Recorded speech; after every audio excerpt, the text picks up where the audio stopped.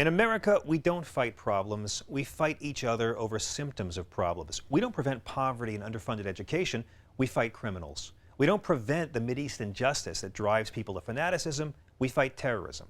And we don't prevent unwanted pregnancies. We fight each other over abortion. Which brings us to the alleged and presumed monster that is Philadelphia abortion provider Dr. Kermit Gosnell. Now, if you followed this trial, you know his former employees have said that until a few years ago, Dr. Gosnell mostly performed first and second trimester abortions, but his clinic had a poor rep, and soon he was only able to attract poor, desperate women who couldn't terminate pregnancies elsewhere.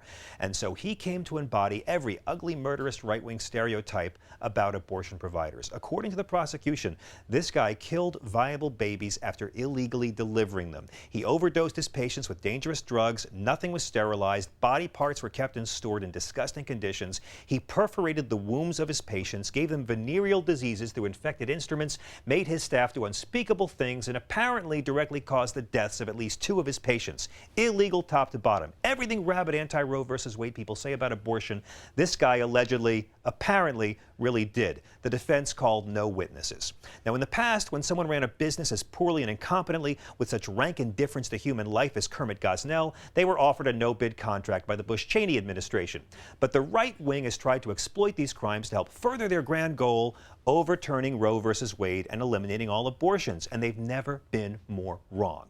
Not just because they don't really believe their own mantra that all human life is sacred. Only in America can you be pro-death penalty, pro-torture, pro-euthanasia, pro-drones, pro-preemptive war, pro-NRA, pro-assault weapons, and still call yourself pro-life. No, they're wrong because the practices of Dr. Kermit Gosnell are exactly what they're inadvertently fighting for. See, the anti-Roe versus Wade folks think it's disgusting that this guy would give the public a peek into what all abortion clinics would look like if they finally did overturn Roe versus Wade. But this is the most painfully clear look at what would happen if women are denied access to safe, regulated reproductive health services, including legal abortions.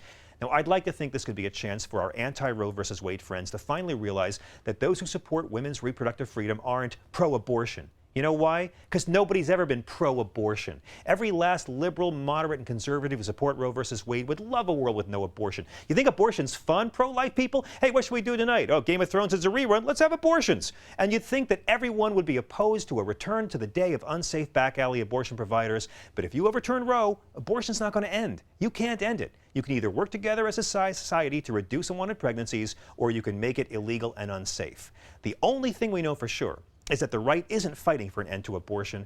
They're really fighting for more Kermit Gosnells in every state, unsafe, unregulated, under the radar. We don't know how many Kermit Gosnells are already doing this, exploiting poor women. All we do know is that if men could get pregnant, all abortion would be safe and free, and macho schmucks in locker rooms would be bragging over who's had the most.